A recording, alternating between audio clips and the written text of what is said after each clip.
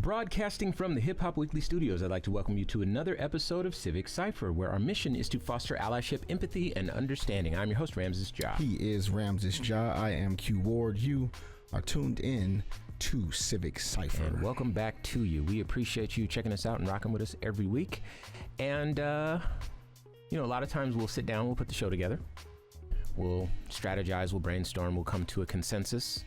And then we will bring you the stories that we feel help support the data and make things real for you, or support the experiences that we're saying that we have as marginalized communities in this country. But today it is less a consensus and more some things that really stood out to Q.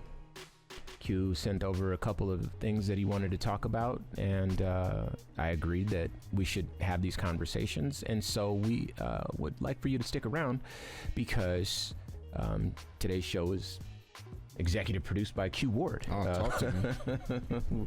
We're going to be talking about Daniel Penny being acquitted of the chokehold death of Jordan Neely in New York. That's been something that has been discussed for many months now, but obviously the acquittal itself is indicative of a pattern of treatment, or mistreatment, I should say, of black people in this country. And we're going to explain our take on that. Q obviously is going to be starting us off there. And then we're going to also discuss how it just came to light that Florida police actually made and sold crack to black people in the 80s and then convicted them of crimes for buying the crack. And so that is entrapment of the highest order. So all that and so much more to stick around for. But before we get there, let's start off with some ebony excellence. Shall we? I think we shall. I'll take this one. Go for it. Today's Ebony Excellence is sponsored by Actively Black. There's greatness in our DNA. Visit activelyblack.com. And this comes from the Griot on Monday, December 9th.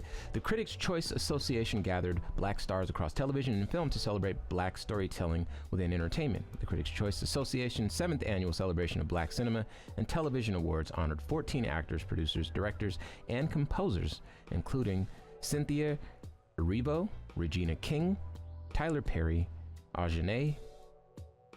Did I say that right? I think that is Ajahnay. Yeah. Ellis Taylor. Or Ajahnay, Ellis Taylor. Either way.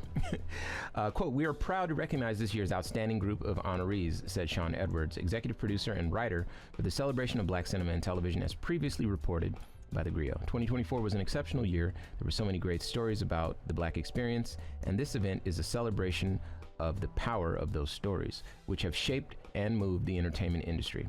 It's a true acknowledgement of the profound impact of black cinema and television on today's culture and society. During the evening, hosted by comedian Jay Farrow, Tyler Perry received the Icon Award for his career accomplishments as a self-made media mogul. Although the actor and filmmaker says he was honored to be recognized for his 24 films, 20 stage plays, 17 television shows, and the founding of Tyler Perry Studios in Atlanta, Perry admitted his struggle with the title Icon. And so this was really a celebration of Tyler Perry. This is kind of how the article came down, and we are able to highlight black excellence once a week on this show. And I don't know that we've ever taken the time to really shout out Tyler Perry, so this is kind of one moment where we get to say, hey, you're doing something, and something is not nothing, and hey, we applaud you for that. So yeah, shout out to Tyler Perry. Shout out to Tyler Perry, man. All right. So Daniel Penny. Just for folks that are just coming to this story, for folks that missed it in the news. Yeah, not everybody will just know that name. Yeah. There's a story that was widely covered. Of course, we covered it here on this show. This was an incident in New York City. There was a homeless man, a homeless black man. He was a Michael Jackson impersonator, when he was alive. He was a Michael Jackson impersonator. And he was a street performer. And this is how he made, money. He performed in Times Square. For those that have been to Times Square, you know that it's there's a lot of street performers, there's a lot of people in costumes, and they work for tips. And Also, I don't want homeless to make you think of like the worst possible circumstances. There are a lot of people who are temporarily homeless. There are a lot, there's a lot of prejudices, I think, that come with that term. I was once homeless, if that helps color that for you a little bit. That's that. Yeah. So that's a good way to say it. But the fact is that this is how you would remember the story. He was a homeless Michael Jackson impersonator. He was a very thin man. He had his very svelte figure. Of course, he was able to impersonate Michael Jackson. He was having a mental episode, which we will get into in the article that we will share from, I think this was NBC News where we got this. And he was going through an episode on the train, and this gentleman, Daniel Penny, decided to step in and restrain him as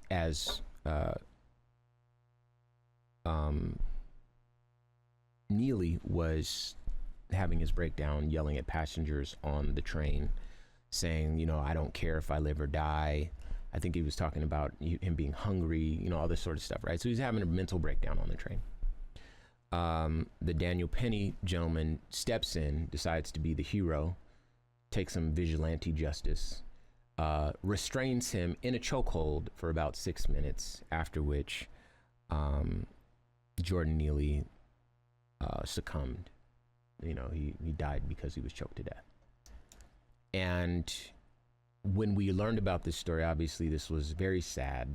And there are people who will say, and did say, well, he was stepping in, he was being a true patriot, he was protecting the public from this nuisance, from any potential harm. I think the guy probably weighed 100 pounds, 110 pounds, something like that. I don't know if that part matters. It doesn't, but like this big Marine guy steps in and is, whatever. But there are people on the other side who feel like this was a justifiable act. And it's just unfortunate that that Jordan lost his life, but that this Daniel Penny guy was protecting the public. That is their perspective and opinion on this. Even worse, their perspective and opinion is that he's a hero. Right. And I saw people praising God that he was not convicted. Right. Saying that they got chills and they felt that good that he got off, that he's a hero and a patriot. And yeah. So, here's what I want to do.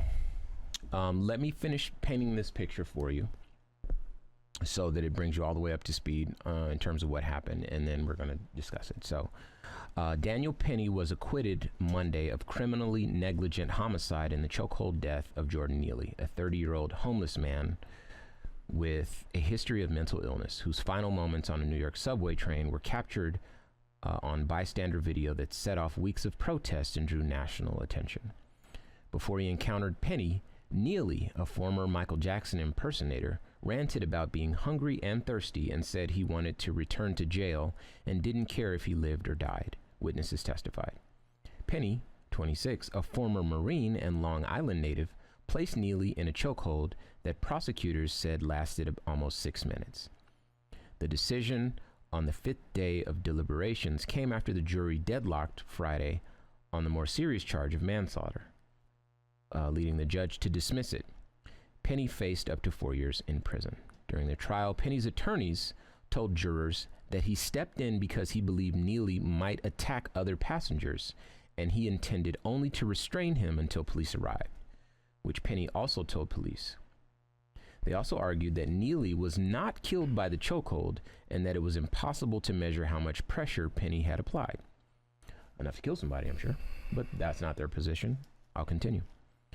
A forensic pathologist hired by the defense testified that Neely died from a combination of his schizophrenia, synthetic marijuana, sickle cell trait, and the struggle from being in Penny's restraint.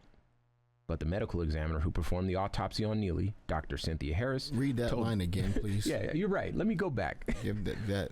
And I think that we should break this whole thing down. Yeah. That part deserves some extra attention. Say that part slowly in all caps. Absolutely. And bold letters, Absolutely. please. I got you. A forensic pathologist hired by the defense testified that Neely died from a combination of his schizophrenia,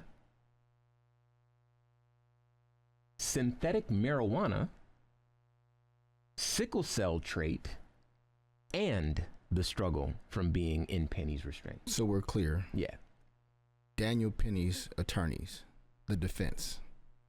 I don't want you guys to hear defense and think anything else. The attorneys for the guy accused of killing the gentleman that we watched him kill on video, his attorneys are arguing, and a pathologist that they hired supporting their argument, that all of these other things in combination with their client choking him for 6 minutes is why he's no longer with us. It's insulting that it won't even like accept responsibility for it. I mean, I think in that space, that failure to take responsibility, to take accountability, in that space is where a pattern that we've called out on this show. Oh, absolutely. My client did nothing wrong is always their position. Not my client doesn't deserve the worst possible outcomes or the worst sentencing. No, my client didn't do anything. We know you have a video. We saw the video too. We saw the same video you saw.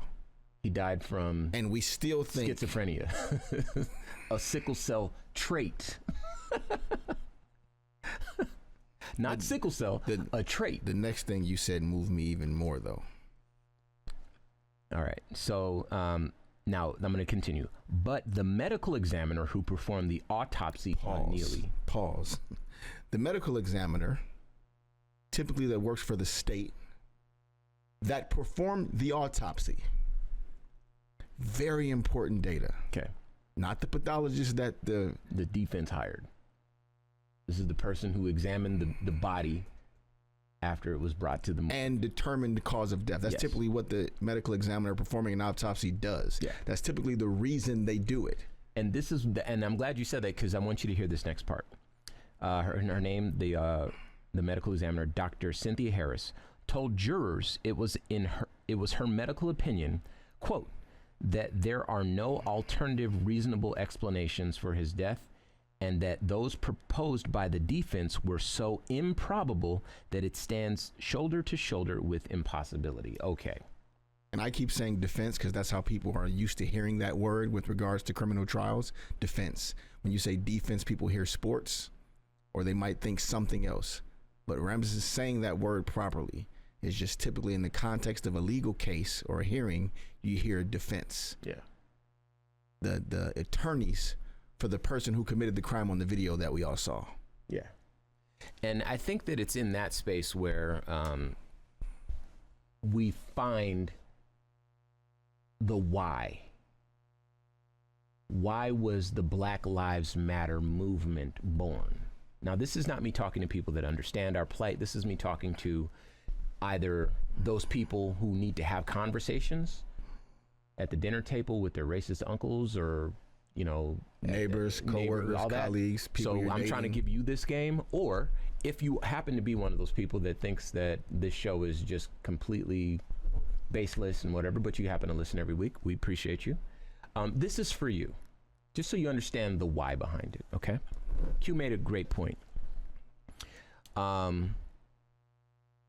You could say, hey, look, this was an accident.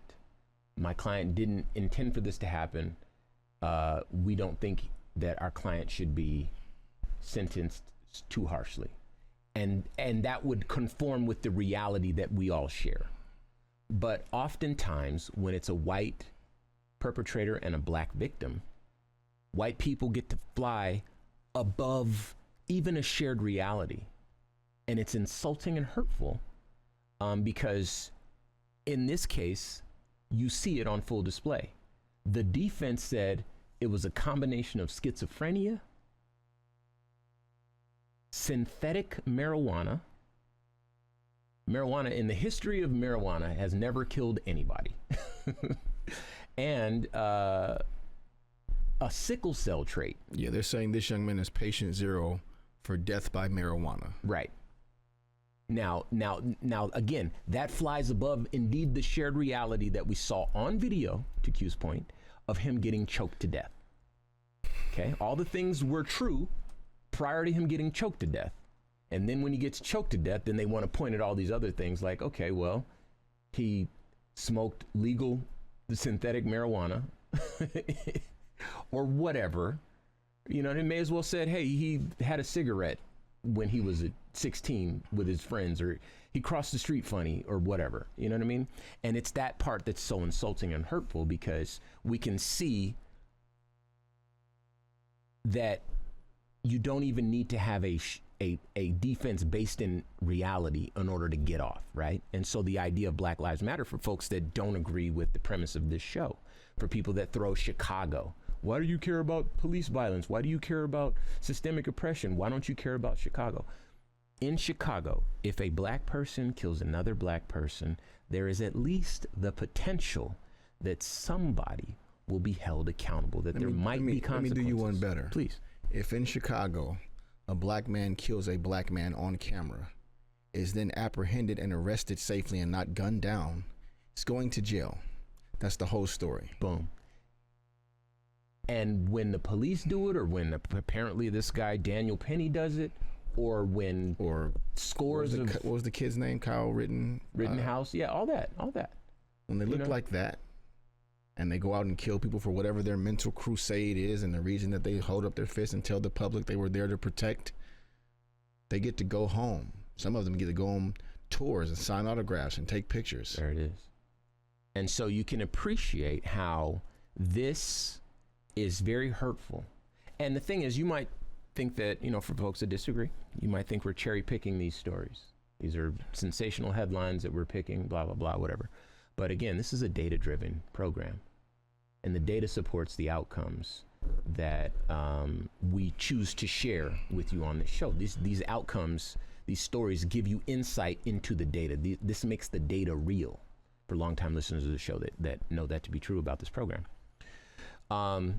So now you begin to understand the push behind the whole Black Lives Matter movement it started in 2012, to be honest with you, but in 2020 when it became more visible, that certain people can harm black and brown bodies and get away with it, and it's like they're playing in our faces. Like you said, we know you saw the video, but what you saw you didn't see. Now, here's why there's this movement that says Black Lives Matter. Q doesn't like when I do this, so I'm going to be very careful how I say this. Change Jordan Neely, the person who was choked to death on that subway, change Jordan Neely to a white person. I could go into more detail to help you picture it, but pick your favorite white person. Change Jordan Neely to that person. Same story. Has a mental breakdown, is hungry, saying he's hungry, is fed up, having a moment, whatever. And he gets choked to death. Does this story happen the same way? Does this person, Daniel Penny, get off scot-free? Does the defense get to play in our face saying, well, it was a combination of a sickle cell trait and a other thing, and he didn't actually kill him. This guy was already, does that happen? Or does the story not happen, and the mental breakdown continues to happen for another 40 seconds until the train gets to the next stop? The white person gets to get off the train and go on about their lives until their mental episode is over, until they get something to eat, find a place to sit down, relax, and recalibrate, and then nothing to see here. Which is more likely? Because I can tell you what the data supports. So now you have some insight into, at least for me, why this is such a hurtful thing. I know that you had a lot more to contribute, but I just wanted to bring folks up to speed.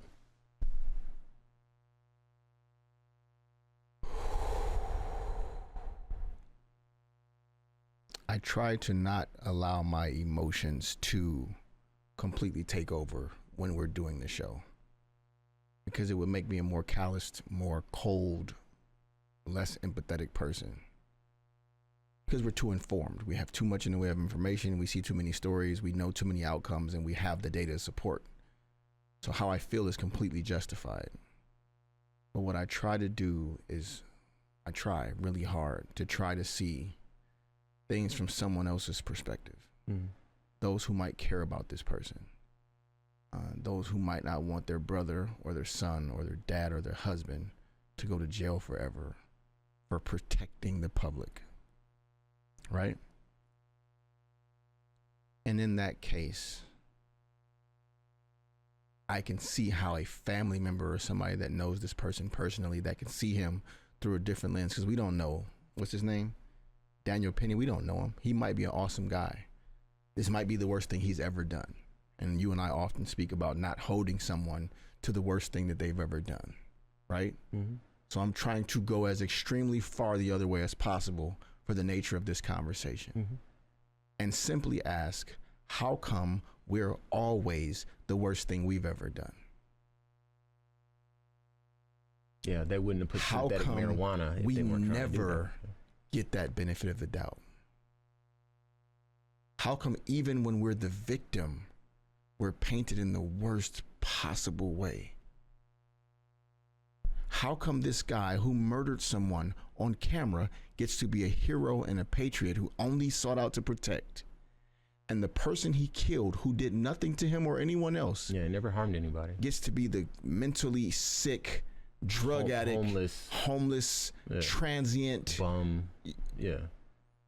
Even in this story, even giving him let's not make Daniel Penny the worst person ever. Let's make it so he gets to make this horrible mistake, but go home to his family. Even in death, we have to insult the black victim of this murder. Mm-hmm.